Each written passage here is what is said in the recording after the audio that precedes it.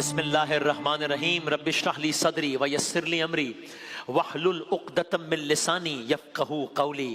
ماہ مبارک کے ایام گزرتے جا رہے ہیں، داستان آگے بڑھتی چلی جا رہی ہے، اور آج داستان کا وہ حصہ ہے، وہ واقعہ ہے کہ جس کو اللہ تعالیٰ نے اتنا اہم جانا کہ قرآن کریم میں اس کا تذکرہ آیا، جس کو اتنا اہم جانا کہ قرآن کریم میں اس بارے میں آیات آئیں، جس کو اتنا اہم جانا کہ نہ صرف آیات آئیں بلکہ قرآن کریم میں ایک پورا سورہ اسی عنوان سے نازل ہوا ہے۔ بسم اللہ الرحمن الرحیم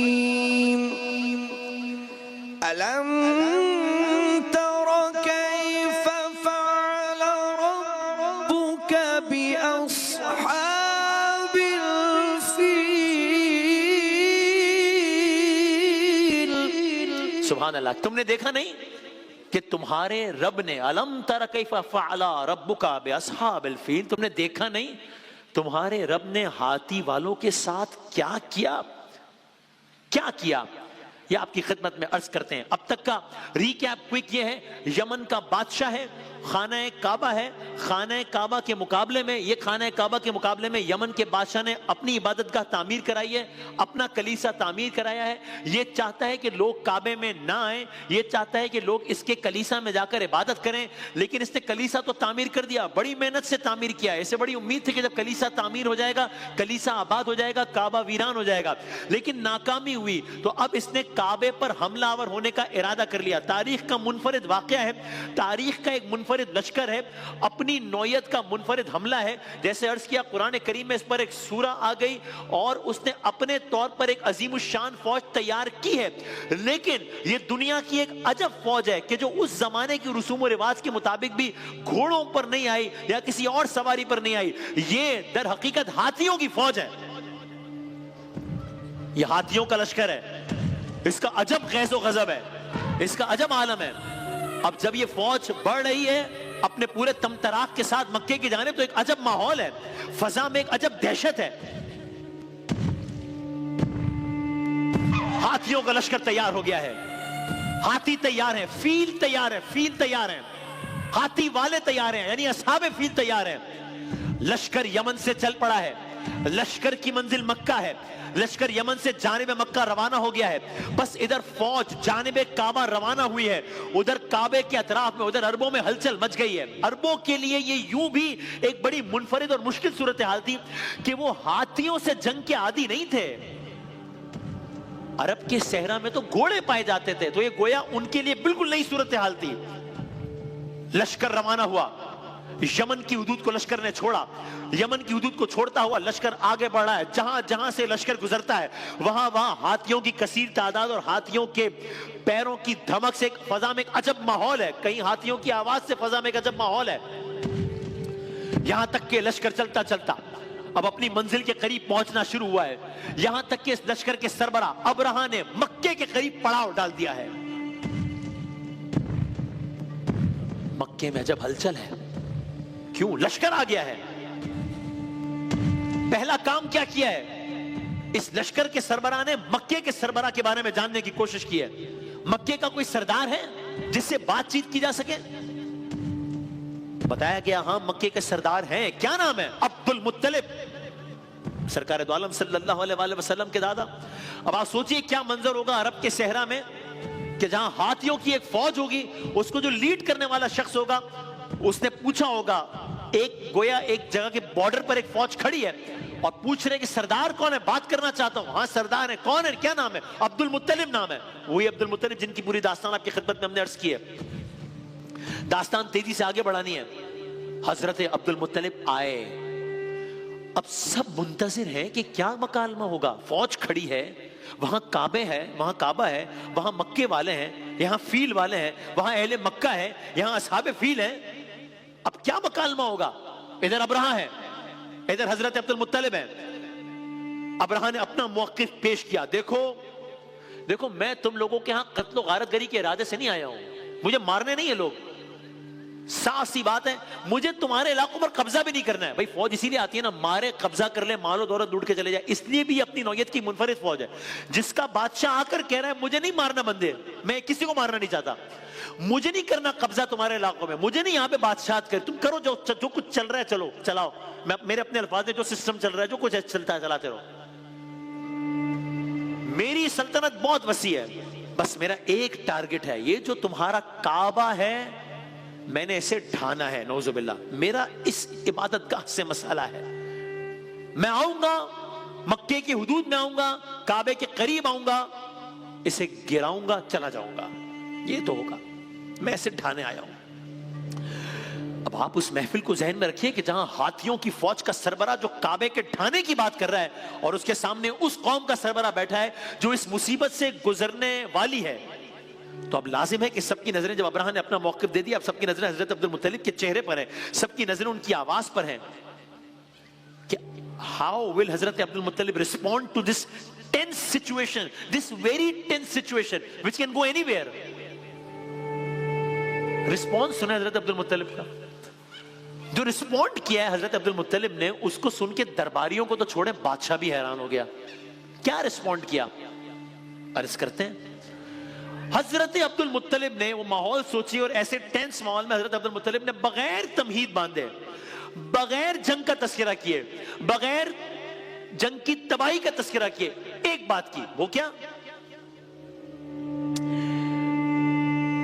ए बादशाह, तेरे सिपाहियों ने ना मेरे 200 ऊंटों पर कब्जा कर लिया है, एक नाजायज काम है, इस मुतालिक मतलब कब्जा कर लिया है। हाँ ठीक है, कब्जा कर लिया, तो अब अब्दुल मुत्तलिब आगे क्या कहेंगे? भाई उसने काबा ढाने की धमकी दी है, धमकी नहीं बल्कि लग रहा है कि वो ये काम कर गुजरेगा। सारे अवामिल बता रहे हैं, लश्कर खड़ा है, यानी ये नहीं कि वो कह रहा है कि एक अगर ये ना किया तो मैं एक फौज तैयार करूंगा जो कि हाथियों की फौज होगी, जो कि बहुत बड़ी फौज होगी, फिर मैं भी आऊंगा, फिर हम चलेंगे, नहीं, ये सब हो गया है, खड़ा है लश्कर, बॉर्डर पे खड़ा है कह लीजिए, तो धमकी नहीं दे रहा, लग रहा है कि काम कर गुजरेगा। और जब हजरत अब्दुल मुत्तलिब से कहा है तो वो कह रहे हैं कि वो मेरे 200 ऊंट कब्जे में ले लिए हैं। हजरत अब्दुल मुत्तलिब इस मुतालिक क्या कहेंगे, काबे से मुतालिक? जवाब कुछ नहीं, कुछ नहीं। क्या मतलब? हजरत अब्दुल मुत्तलिब ने अपनी गुफ्तगू ऊंटों तक ही महदूद रखी है। कहा बादशाह मेरे वो ऊंट वापस कर दो, मेरे वो ऊंट वापस कर दो। कल 100 ऊंटों की दास्तान थी, आज 200 ऊंटों की बात हो रही है। दरबारी खुद बादशाह हजरत अब्दुल मुत्तलिब के जाहो जलाल और हशमत को देखकर बड़े मरूब थे हैं, लेकिन अब हैरान भी है। बादशाह ने कहा मुझे बड़ी हैरत है इस बात की, आपकी बात सुन के मुझे हैरत है, आप सरदार हैं, मैं आपके मुंह से कुछ और बातें एक्सपेक्ट कर रहा था कि आप कुछ और कहेंगे। मैं सोच रहा था एक सरदार अपने इलाके, एक सरदार अपने लोगों के तहफ्फुज के लिए कुछ करेगा, आपने अपने ऊंटों की बात की है। अब जो हजरत अब्दुल मुत्तलिब का जवाब है वो उनकी पहली वाली बातों से ज्यादा हैरानकुन था। क्या मतलब? हजरत अब्दुल मुत्तलिब बहुत मानी खेज अंदाज से मुस्कुराए और कमाल का जुमला कह दिया है, देखो बादशाह, देखो अब्रहा, बात यह है मैं अपने ऊंटों का मालिक हूं, ठीक है, ऑफ कोर्स है, बात यह है मैं अपने ऊंटों का मालिक हूं, मैं अपनी मिल्कियत के बारे में बात करने आया हूं। तुम जिस घर को ढाने आए हो उसका भी एक मालिक है, हर मालिक अपनी चीज की हिफाजत करना जानता है, वो करेगा।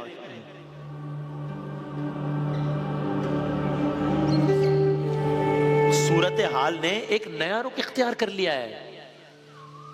मैं अपने ऊंटों का मालिक हूं, मैंने अपनी बात कर ली, जिस घर को ढाने हो उसका भी एक मालिक है, वो देख लेगा। हजरत अब्दुल मुत्तलिब को उनके ऊंट मिल गए। हजरत अब्दुल मुत्तलिब उस नशिस्त से इस शान से निकले कि गोया उन्हें बहुत बड़ी अचीवमेंट हो गई है। क्या काबे को अब्रहा के शर से बचाने में कामयाबी हो गई है? बज़ाहिर तो नहीं हुई है, ऐसा तो कुछ भी नजर नहीं आ रहा। बहरहाल हजरत अब्दुल मुत्तलिब उस नशिस्त से, दरबार से उठकर अब चले हैं खाना काबा की जानिब। अजब घराना है ये, आपने बार बार देखा इस घराने का उठना बैठना खाना पीना काबा काबा काबा है, आपने देखा। फिर हजरत अब्दुल मुत्तलिब ने सीधा खाना काबा का रुख किया है, आपने किसी और से कोई बात नहीं की है। अब हजरत अब्दुल मुत्तलिब है, सरकार दो आलम सल्लल्लाहु अलैहि वसल्लम के दादा हैं, वो काबा है सामने जिसको ढाने के लिए एक फर्द अपनी पूरी फौज के साथ तैयार खड़ा है।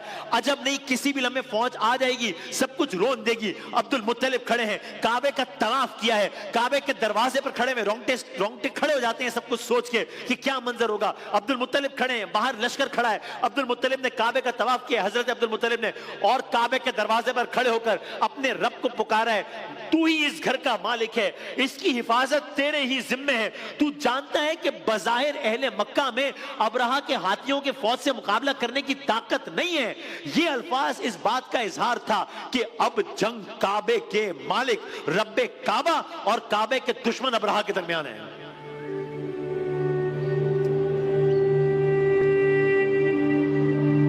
अब यहां हजरत अब्दुल मुत्तलिब ने एक और काम किया है। ऐ सरदाराने कुरैश, सबको जमा किया है। अब्दुल मुत्तलिब सरदाराने कुरैश को जमा कर रहे हैं, क्यों? बाहर एक लश्कर है, हमने इस पे हमला करना है, नहीं। फिर ऐ सरदाराने कुरैश यहां आ गए, अपने माल मवेशी अहलो अयाल को बुलाओ, आ गए। मैं दास्तान तेजी से आगे बढ़ा रहा हूं। अब क्या करें, सरदाराने कुरैश आ गए, माल मवेशी आ गए, घर वाले आ गए, चलो हमला करें, नहीं। फिर ये सामने पहाड़ है, फिर पहाड़ों पे चले जाओ, पहाड़ों पे चले जाओ। क्यों? ऐ सरदाराने कुरैश अपने माल मवेशी अहलो अयाल को निकालो, पहाड़ों पे चले जाओ, इसलिए कि अबरहा को तुमसे, अबरहा को तुम्हारे माल मवेशियों से, अबरहा को तुम्हारे घर वालों से, अबरहा को तुम्हारे मालो दौलत से कोई वास्ता नहीं है। उसका वाहिद हदफ काबे को जमीन बोस करना है, वो जाने काबे का मालिक जाने। अल्लाह जाने क्या माहौल होगा। आज मक्के में अजब उदासी की और खौफ की सी फजा है। आज अहले मक्का मक्का छोड़ रहे हैं, आज अहले काबा काबा छोड़ रहे हैं, और इस आलम में छोड़ने के दुश्मन सामने बैठा हुआ है। अहले मक्का मक्का छोड़ रहे हैं, मक्के में यमन का बादशाह आ गया है। मक्के की जाने काबा की ढाए जाने की, मक्के की जान काबे के ढाए जाने की खबरें हैं आज।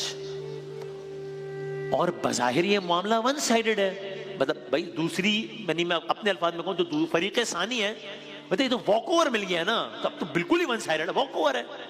यानी अभी तो ये भी सूरत हाल है ना कि हम कहें इधर लाखों का लश्कर है, इधर हजारों का, नहीं, इधर बड़ा लश्कर है, इधर है ही नहीं, जीरो है ही नहीं, पूरा ही वन साइडेड हो गया ना, walk over. So I am sure ये सारा मंजर देखकर तो अबरहा जिसका हौसला पहले ही बुलंद था, अब तो कई गुना मल्टीप्लाई हो गया होगा। अब अबरहा सोच रहा होगा कि बस अब तो कुछ लम्हों की बात है, कुछ देर बाद ये इमारत जिसे मुसलमान काबा कहते हैं, नऊजुबिल्लाह, ये मलबे का ढेर होगी, मेरे हाथी इसे रोनते होंगे, मक्के वालों की वहशत होगी, मेरे हाथियों की दहशत होगी, काबा वीरान होगा, कलीसा आबाद होगा, लोग हज के लिए मेरे कलीसा आया करेंगे। अहले मक्का ने मक्का खाली कर दिया है, अब हाथियों की फौज एक बार फिर चल पड़ी है, अब फिर हाथियों के चलने के कदमों की आवाज है, हाथी चल पड़े हैं। अब जोरों शोर से हमले की तैयारी शुरू है। काफिला फिर चल पड़ा है, काफिला फिर जाने में मंजिल जा रहा है। यहां रिवायात में बात आती है, एक अरब सरदार जो अबरहा के काफिले में मौजूद था, खामोशी से आगे बढ़ा, काफिला चल रहा है, अबरहा के हाथी से, जो मरकजी था जाहिर है, अबरहा के हाथी के कान में कहा, कुछ जानता है? तू जानता है सामने जो घर है, तू जानता है जिस घर को रोंदने का इरादा है, वो तेरे रब का घर है, तू हरगिज ये गलती ना करना। उसने ये बात कही है, अबरहा के हाथी से सफों से निकलता हुआ पहाड़ों पे चला गया है।